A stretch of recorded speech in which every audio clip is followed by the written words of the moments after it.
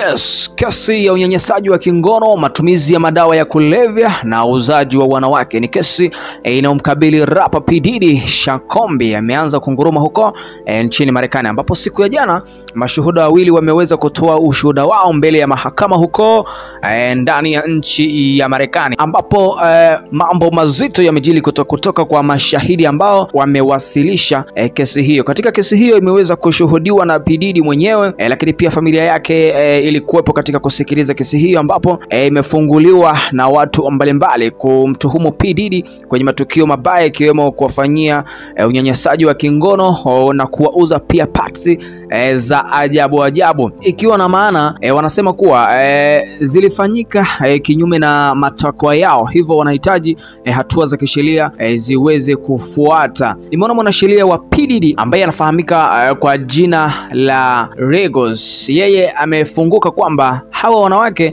wamefungua hizo kesi wakiwa na mahitaji ya pesa tu na sio kitu. Na kama unakumbuka vizuri, mwaka 2023 kesi akiwa mpenzi wa P Diddy alifungua kesi, alihitaji P Diddy amlipe dola za Kimarekani milioni 30, lakini pia tena baadaye tukaona pia mwanamke mwingine pia alijitokeza na kuhitaji P Diddy amlipe dola za Kimarekani milioni 22. Gegos amesema kuwa hawa watu walifanya hivi kwa ajili ya tamaa za pesa, lakini kile ambacho kilikuwa anakifanya P Diddy katika maisha yao halikuwa kosa la ubakaji au ambavyo mahakama inajaribu kulitafsiri, ila ni watu ambao walikuwa wamekubaliana kama ambavyo watu wazima wanakubaliana katika kufanya jambo na huwa wanalifanya kama walivyokubaliana. Hivyo P Diddy hapaswi kudondoka kwenye mtego huo kwamba alikuwa mbakaji, anafanya unyanyasaji wa kingono, lakini pia matumizi ya madawa ya kulevya na vingine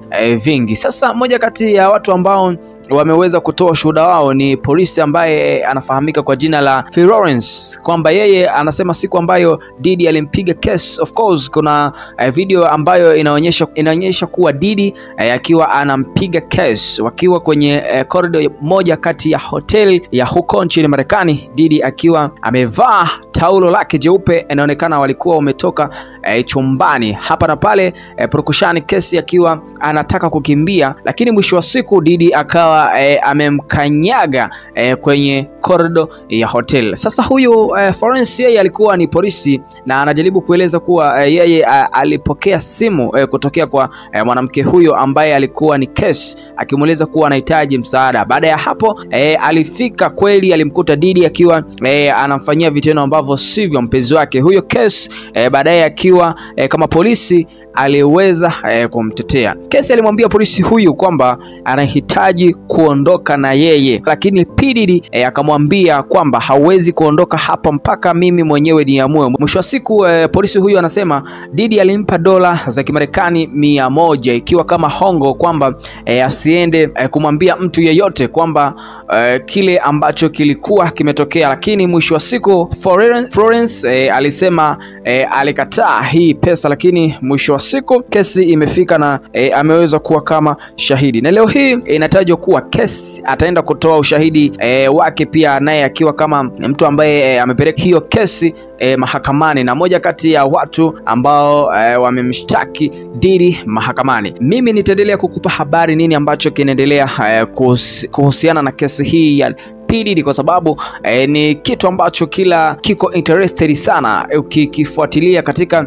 hii kesi. Kuna vitu vingi ambavyo vinajaribu kuelezwa hapa ambavyo P Diddy alikuwa anavifanya huko nyuma. Sasa tunafahamu ndani ya wiki hizo 8 ambaye atashinda hii kesi, Diddy atatoboa kweli au hawa ambao wamemshtaki wataweza kupata haki yao? Toa maoni yako hapo chini. Mimi ni Ibrahim Mohamed na hii ni Dar es Salaam Tanzania TV.